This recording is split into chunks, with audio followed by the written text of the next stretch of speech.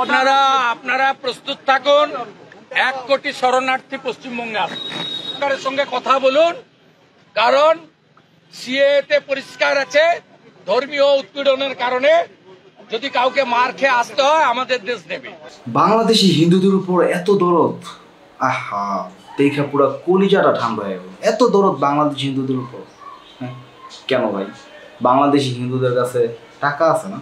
যদি এমনটা নাই হয় তাহলে 2017 সালে রোহিঙ্গা হিন্দুরা যখন আপনাদের কাছে আশ্রয় চেয়েছিল, ভারতে তারা যেতে চেয়েছিল, তখন আপনারা কেন আশ্রয় দেন?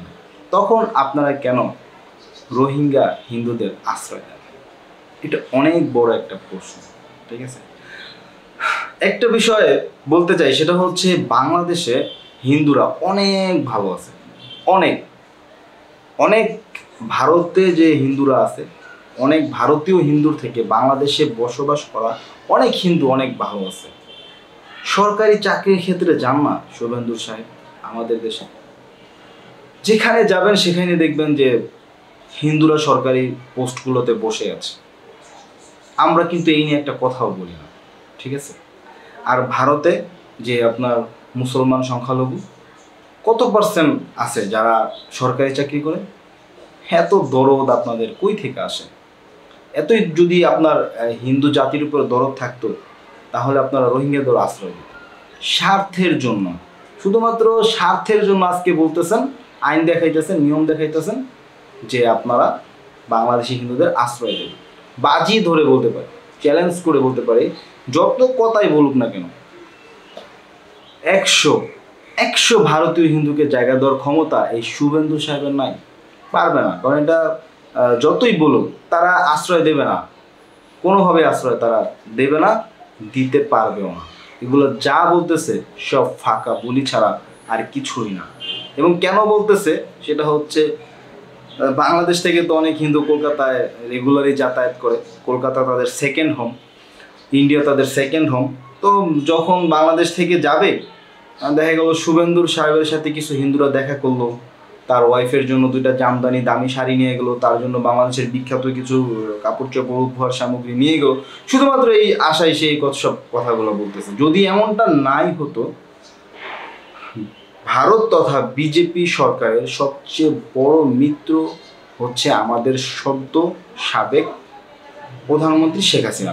সেই শেখ হাসিনা ভারতে আশ্রয় পেল না। সেই শেখ হাসিনার সাথে ভারত সরকার পোল্টি নিয়ে গেছে। তো আমি বলতে পারি এতটুকু যে আসলে শেখ হাসিনার চেয়ে মানে বাংলাদেশের মধ্যে আপন আর কেউ ভারত সরকারের নেই। সেই আপন প্রাণপ্রিয় শেখ হাসিনাকেই ভারত তাদের ভূমিতে জায়গা দেয় নাই, রাজনৈতিক আশ্রয় দেয় নাই। কেন দেয় নাই? দিলে কিছু হইতো না, তারপরেও দেয় নাই। দিলে কিচ্ছু হইতো না, তারপরেও দেয় নাই। তো বুঝতে পারছেন যে আমাদের দেশের যে হিন্দু ভাইরা আছে, হ্যাঁ, তারা যদি ভারতে যায় কতটুকু আশ্রয় পাবে, এটা আমি বাংলাদেশি হিন্দু ভাইদের উপরে ছেড়ে দিলাম। দেখেন, এক একজনের চিন্তা এক এক রকম। এরপরেও কোনো হিন্দু ভাই যদি চান, যে যদি মনে করেন যে আপনি বাংলাদেশে নিরাপদ না, আপনি ভারতে হয়তো যেতে পারবেন ঘোরার জন্য, সেখানে হোটেল নিয়ে থাকতে পারবেন, কিন্তু ওই যে আশ্রয়ের যে ব্যাপারটা সেটা আপনি পাবেন না। এতটুকু ভাই বলতে পারি।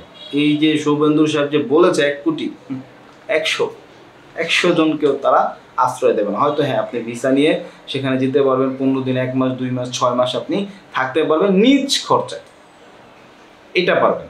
এছাড়া সম্ভব না।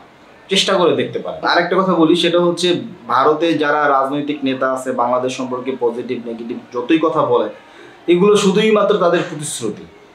হ্যাঁ, একটা করতে যান, একটা জিনিস চাইতে যান, পাবেন না, দিবে না, বলবে অনেক কিছুই, কিন্তু তারা কিছুই দিবে না। এটা হচ্ছে কলকাতার দাদাদের চরিত্র। এটা আপনার 1947, 52, 54, 56, 69, 71, মানে যত ইতিহাস দেখেন বিষয়টা মানে আপনার এরকমই।